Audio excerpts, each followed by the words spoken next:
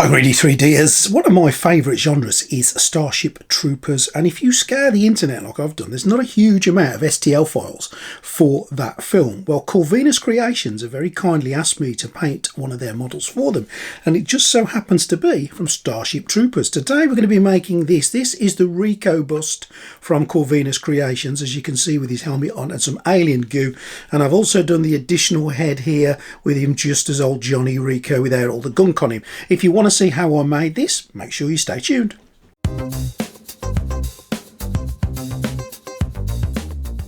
So the file was from Corvinus Creations, and you can see Johnny Rico here alongside Dizzy and Ace. They do a whole host of these figures. Now, they don't sell STL files, they actually sell the whole printed file. So if you haven't got a 3D printer, it's a great way to get the file, and they're very competitive on prices. So I'll put all the links in the description where you can get these from. Now, I have printed them because I wanted to test these for you guys, and I've printed everything on the GK3 Ultra using ABS like from Elegoo. The GK3 Ultra has done a wonderful job and has printed Rico in his body absolutely beautifully. I'm just using a finishing tool here with a burring end just to clean the print up before we go to the priming stage. And for priming, I'm using the Army Painter White Primer because I'm going to be doing skin tones on this.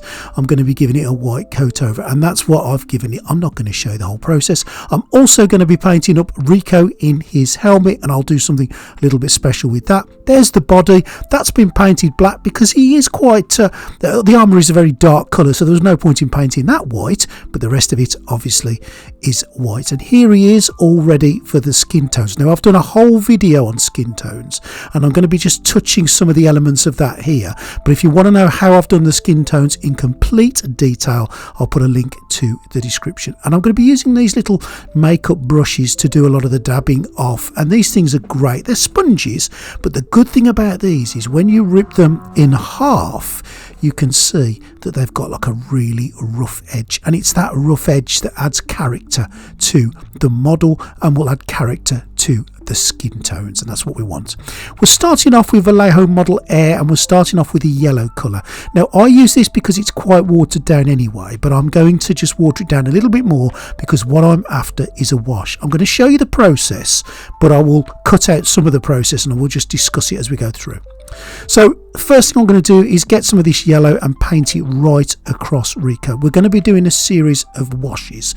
We're going to be using quite a few colours, and we're going to start off with that yellow wash. Now, make sure you get this all over him. I want it in his ears, his eyes, everywhere. Get it all over. Get a yellow hue all the way across him. And once you've done that, before it dries quickly, grab your sponge and dab it off. And what we're doing here is we're taking off the yellow, we're just leaving a stain behind, and that stain is going to be a bit pitted and a bit marked and a bit uneven, and that's exactly what we want, and that's the reason we're using this sponge with the raggedy end. So get all of the yellow off, make sure you get it out of the pores in his eyes and in his ears, and you can see there's the one on the right I haven't done yet. There's not much to it, there's just a yellow hue, and that's exactly what we're looking for. Now, I'm going to be doing the same with the helmeted version of Rico. I'm not going to show you each individual one being done. You get the gist of what we're doing. I've done the same process here with the helmeted version, and each layer you're going to dry it with a hairdryer, so make sure it is completely dry with a hairdryer because we're going to do some sealing in between each layer. And to seal this, we're using some varnish. I'll put a link in the description to the varnish I'm using. Give it a really good shake. Make sure you wear your respirator because you do not want this stuff on your lungs. Give it a light coat over. We don't want a thick coat, we just want a really light coat all over. And once that's done, back to the hairdryer and dry it. Now, we're going to do that between each layer, but I'm not going to show you that each time. Moving on to red now. This is Vallejo Model Air Fire Red. Same again, we're going to water it down, and I'm going to paint the red all the way across old Johnny Rico to get that red hue. We're going to use the sponge to get it off, exactly the same as before. No pooling, get it out of his eyes, get it out of his nose, get it right the way off, and that's what he looks like when he's done and he's sealed and we're ready for the next coat. Remember, I'm not going to show you all the process, but don't forget hairdryer and seal. Next, brown. Any old brown will do. The important thing is we water it down to a wash and we brush it right across the face. So this is the third colour we're putting on. We're going to, yep, you've guessed it, we're going to dab it off with one of those brushes. Use a clean brush each time, don't use the same one. And there's the difference now with the brown hue on. Don't forget, We've dried it with a hairdryer and we've used some sealant on it. Next, we're going to use this. This is basic skin tone from AK. Now, this is an important one to do. Get that basic skin tone all over him. Now we start to see the skin coming alive and we start to see the colours in the skin. Get it off with your usual dabbing technique. Do it really, really quickly. And what I want you to do is get a nice clean bit of sponge just when you get the majority of it off, and do a bit more with it. So we want to get as much of it off as we can. That is the difference between the two. Next is the Pro Acryl Flesh Wash, and this one is a little bit different. We don't thin this one down, we just put this one straight on there. Get a nice big brush and blast it right the way across. We want this red to settle into the nooks and crannies and the wrinkles and the creases of his face and his ears. We're going to sponge it off again, and we're going to take it off the outer layers, just leave it in the inner creases of the skin just to add another colour to it. And there on the right you can see after the Pro Acryl, on the left before. It's a slight difference, but it's there. Now for Kislev Flesh from Citadel, and this is going to be slightly different again. We're not going to use a wash on this, we're going to use a dry brush technique, and all you're going to do is use that dry brush to go across the grains of his face. So if you see a line for his wrinkle as an example, we don't go across it, we go down. We want to go the opposite way to any of the marks. And what I want to do now is start to build up some layers of skin tones across his face. Not too thick, not too much, but just get it right the way across there to highlight some of the lighter areas. Now imagine if you're looking at your face, you know, the outer part of your nose is going to be lighter, your cheeks are going to be a bit lighter, the top of your forehead, etc. Anywhere that's sticking out is going to be lighter, and the outer edges are going to be lighter. So just get that brush and just get some dry brushing across. Don't be afraid of it, just get it on there. Not too thick, make sure you don't do it too thick, we don't want that. Don't neglect his ears too. And you can already see there we've got some skin hues coming on, and that's the difference between the dry brushing, which we've done on the right, and on the left the model that's the stage before. Next we're going to use this red tone by the Army Painter, and what I'm going to be doing with this is getting a real sort of thin narrow brush. I'm going to be painting it on the areas around the eyes. I'm going to get a nice thick brush then, and I'm going to merge it in, I'm going to blend it in. I do not want layer lines, I don't want lines of red, I don't want gloops or pools of red. I'm just going to paint it around and then spread everything in to merge it in. We're giving the skin a little bit of colour, we're giving the skin a look of having some blood beneath the surface. And the areas to concentrate on here are all the wrinkles, all the creases in the face. We're also going to be going around the outer edges of the nose, that's really important, and the nostrils too. We want to give that a little bit of a red hue. So as I say, around those nostrils, inside the nostrils, around the other one. Get that brush again, the thicker brush, and just brush it off. Don't let this stuff dry. You don't want to be letting this dry. It will look really, really weird, and it will look wrong if it dries on his face. Spread it around with the other brush. Also go around all of the hairline right the way across and just merge that in as well. And that's all we're doing with that red. So you've seen where I've done it. Again, in more detail, I'll do the complete skin video and you can pick up everything from that. I'll put a link afterwards in the description, but don't forget to do the ears as well. They're really important. And now we've given it a layer of red, a red hue. You can see the difference between the two there. Again, these are very slight differences, but they are there. Next we're going to take some of this Fantasy Games Harvest of Flesh, and what I'm going to do with this is we're going to dry brush this on next. Again, this is a little bit of a lighter colour, a little bit of a different colour. We're just going across the forehead, the bridge of the nose, the cheekbones. We're just lightening things up a little bit as we go through. Each one of your models will be a little bit different. Look at some reference pictures just to see how their face looks in the pictures. Just follow that really. But all I want to do here is just give the skin tone a little bit of a skin colour, and you can see that's coming around. Next, some flesh wash. Pop it down in your tray, and what we're going to do here is add a few details to the skin. So I do this with a toothbrush, a thick bristled toothbrush. Get some of this stuff on there, the Pro Acryl, and just get the majority of it off on a bit of tissue. You can see the speckles there, and just get it onto the face and speckle away. don't overdo this stage, and if you do put anything on there that you want to get off, don't forget in between each layer you are using a sealant. You're using some spray to seal it. So if you need to get it off, if you make a mistake or a big glob goes on there, just get a little damp brush and brush it away, and you can get it all off that way. So it's no real drama at all, but get that speckly look all over his face just to give his face a little bit of character. And there you go. Your skin tones are on and done, and I think that looks pretty realistic, not too bad at all. Now for the eyes, I'm going to take this ivory colour. The whites of the eyes, the sclera, it's not white, it's more of a cream colour. You can either do it cream, you can either do it a very, very white grey colour, but it's really important that you don't do it white. And all I'm doing is taking a really narrow brush and I'm just painting the whites of his eyes. This is going to take about 3 layers of the white, but just get your narrow brush and get it in there. Try not to get it all over your skin tones. If you make a little mistake, it sometimes is inevitable. You can just cover it up with a bit of pink, but I've done both of the models there just so you can see what it looks like at this stage. Next, I'm going to take a little bit of this game colour grey, mixing it with the white, and I'm just going to do the edges of the eye grey. What I want to do is trick you into thinking that the eye is round, so the outer areas will be darker, just very slightly grey, and the centre part of the eye will be white, and it will just make it look concave, just make it look round. It's a little bit of a trick of the light and a trick with painting, but it's quite important you do this, as the eyes, again, if you look at them, they will be shadowed because of the turns and twists in them. Next, I'm going to take again this game coloured blue. This is a dark blue, and I'm going to mix it with some Brink black. Any black will do. All I want to do is make a really, really dark blue to paint on the black of the eye, the irises. They're not going to be black, they're going to be dark blue. Now, eyes are treacherous to do. I've done a whole video on eyes, which I'll show you here and put a link to at the end, but they terrify me every single time I do them. There's so much to go wrong, but just remember, if you make a mistake, if you get it wrong, let it dry, repaint it with the ivory and start again.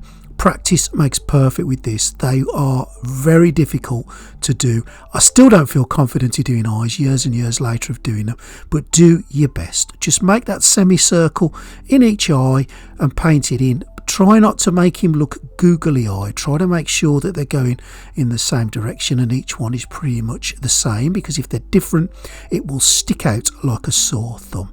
And there you can see that that dark blue is in there.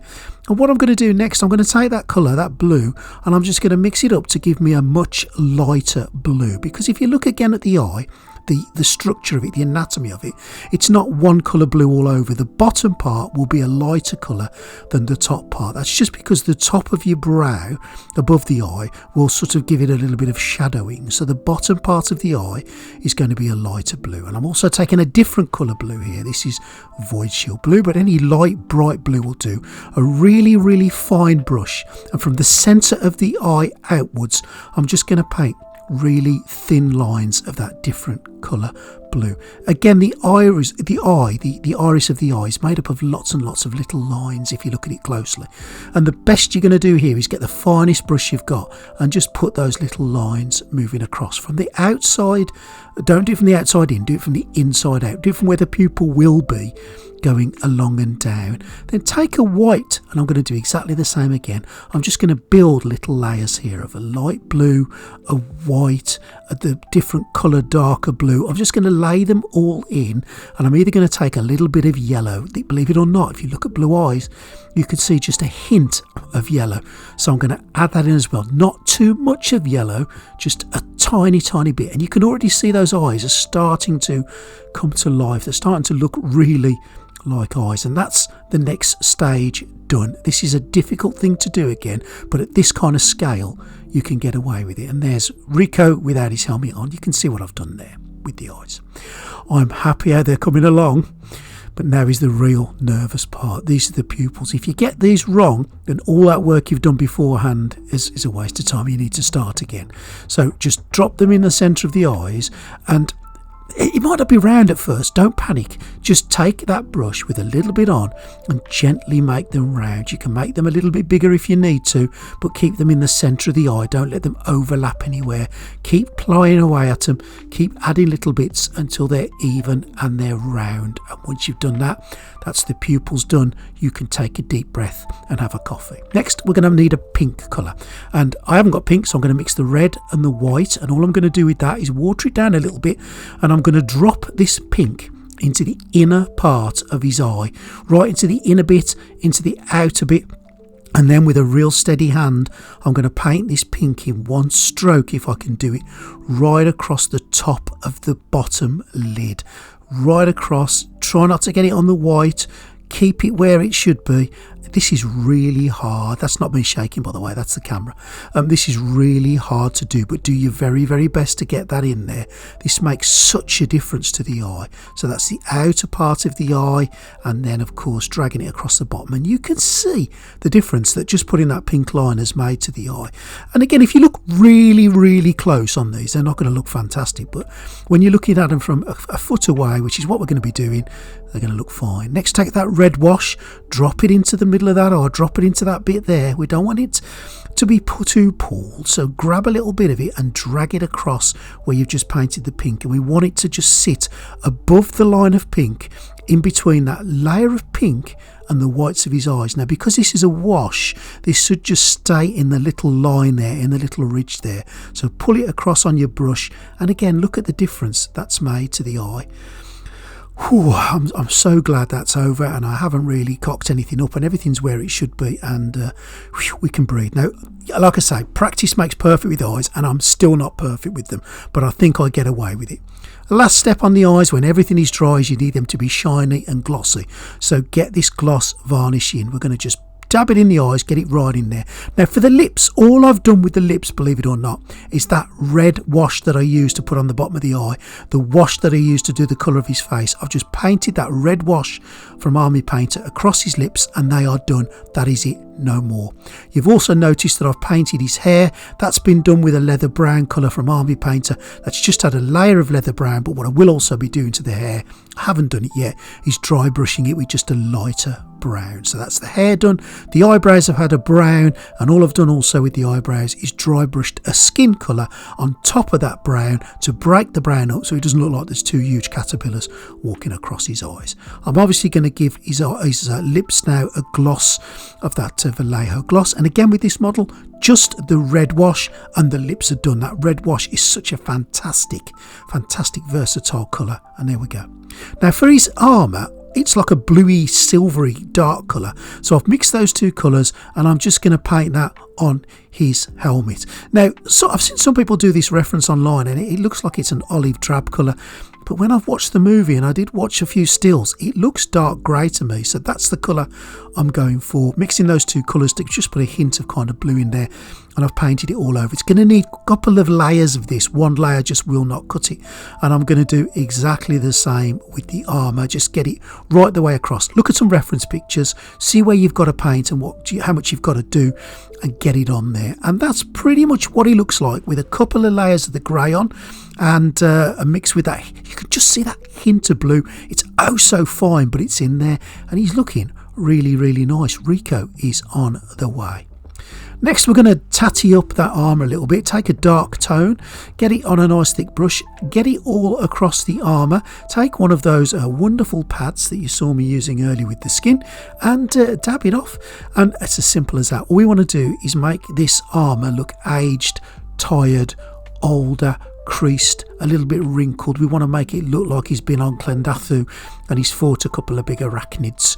We don't want it to look like he's just walked out of the showroom with it on. So bit of work on that, and this again, get hold of some washes if you haven't got any. They're so versatile. They'll do so many things, from aging things up to adding some wonderful red colours on there for the eyes.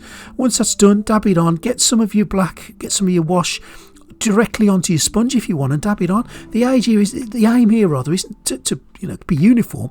It's to just make things look messy and dirty, and to continue that, I'm using this panel line. I love this ink. I absolutely love it.